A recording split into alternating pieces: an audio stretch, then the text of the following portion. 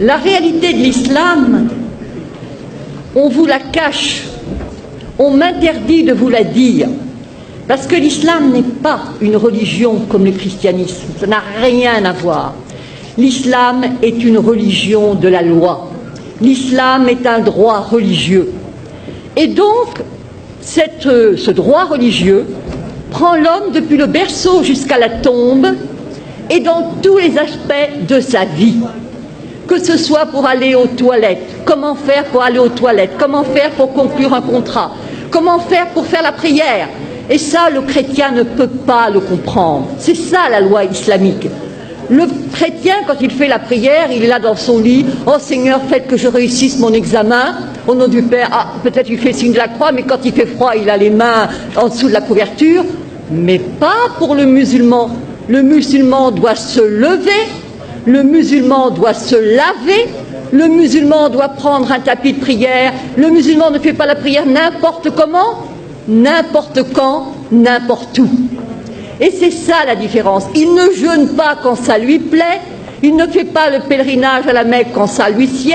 Non, non, non. Tout comportement obéit à une règle, et toute règle est une règle de comportement.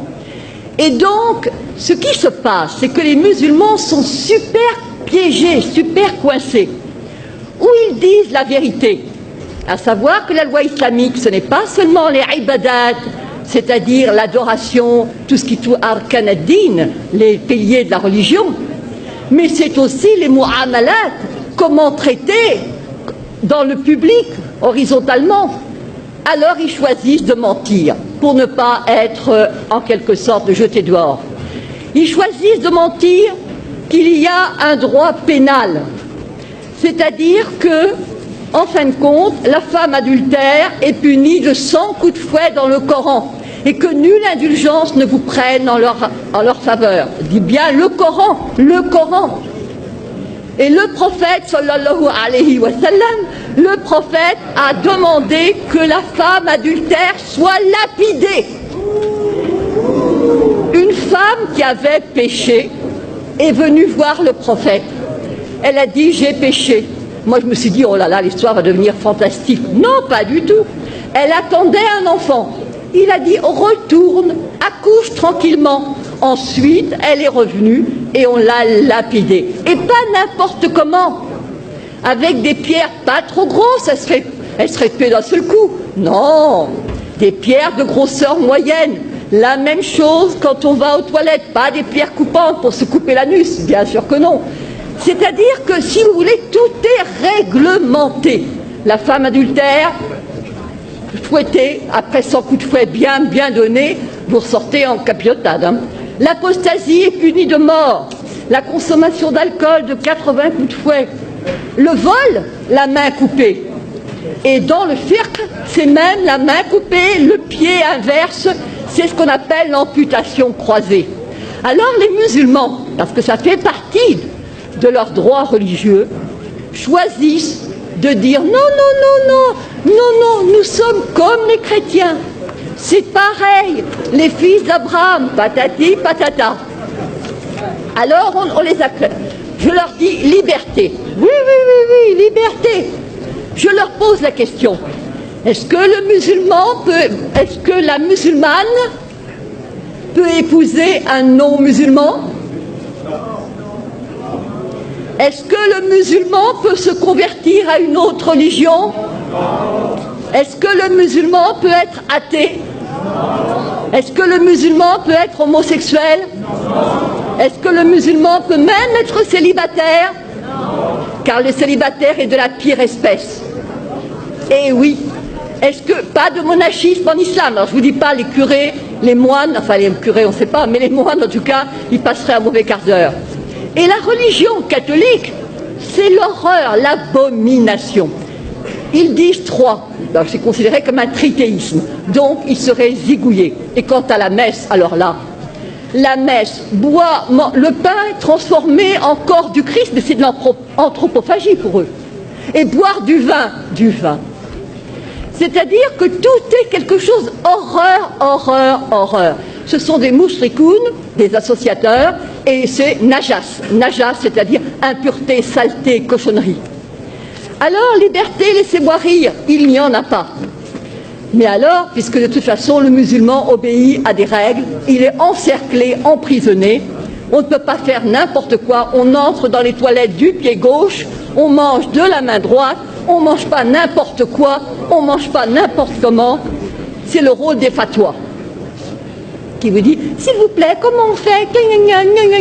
Et alors évidemment, on vous répond. Alors évidemment, avec l'Internet, ça devient n'importe qui, n'importe quel con peut répondre, mais non, etc. Ça, c'est un changement. L'égalité. Mais bien sûr que nous avons l'égalité. L'égalité entre qui?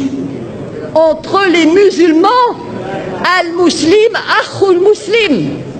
Le musulman est le frère du musulman, pas le frère du non-musulman. Absolument pas. Absolument pas. Ne prenez pas les juifs et les chrétiens comme alliés. Et enfin, nous avons... Alors là c'est vraiment le must.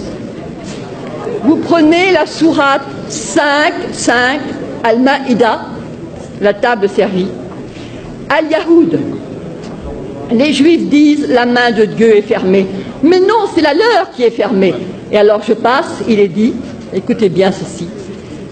Et certes, nous avons fait croître parmi eux la rébellion et la mécréance. Nous avons, alors, etc. Et nous avons fait croître l'inimitié et la rébellion. Nous avons jeté parmi eux la haine jusqu'au jour de la résurrection. Yaoum al-Qiyamah. Vous voyez pour l'affaire d'Israël ce que ça signifie. Ensuite, il est dit, ce sont les Juifs qui allument la guerre. Ce sont les Juifs qui allument les guerres. Et c'est Dieu qui l'éteint. Et rappelez-vous, il y a eu une fatwa, il y avait eu des émeutes en banlieue, et monsieur Malek Chabel, musulman modéré, a écrit, mais il n'y a pas de guerre sainte en islam. C'est-à-dire, il a dit, en fin de compte, ce sont... il a cité de manière très habile que ce n'étaient pas les musulmans qui allument les guerres. Et tous ceux qui connaissaient le Coran ont compris. Parce que c'est sûr. Mais bien sûr que le problème... Alors, je me suis adressée au recteur de la mosquée de Paris, le charmant Dalil Boubaker. Je lui ai dit, comment trouvez-vous la première sourate du Coran? Il a dit, c'est le paternoster chrétien. J'ai envie de lui dire, alors crétin, le paternoster, alors commençons. Au nom de Dieu, le clément, le miséricordieux, etc.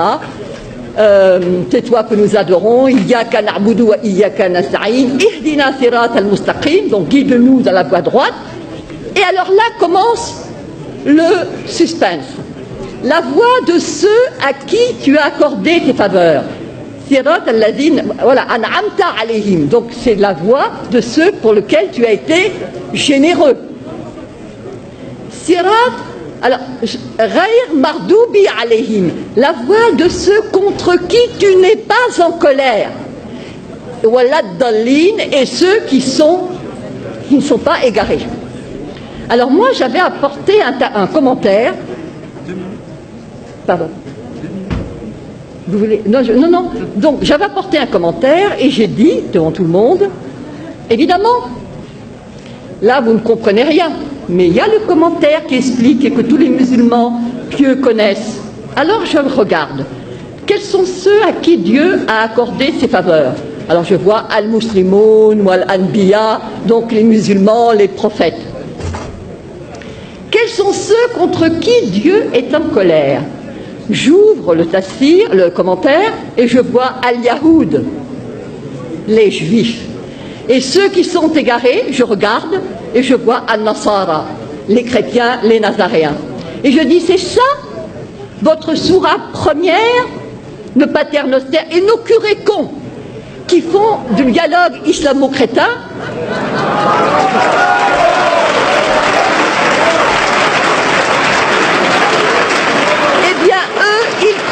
Tout ce qui est dit, on leur dit, ils se focalisent sur la sourate Mariam. Voilà Marie qui a eu un enfant sans être mariée. Effectivement, voilà Akoun Baria, je ne suis pas une prostituée, patati patata, alors ça plaît aux chrétiens. D'autant plus qu'on leur sert, les chrétiens sont comme des moines, ils ne s'enflent pas d'orgueil. Lorsque tu leur parles de la sourate Marie, leurs yeux s'emplissent de larmes. Je te dis, magnifique. Et contre qui ils sont? Contre les Juifs. Les Juifs qui, pour eux, Marie n'est pas la mère de Dieu, pour eux, Jésus n'est pas le... Alors, il y a, par rapport à la communauté juive, un danger immense contre lequel je me bats depuis 5 ans.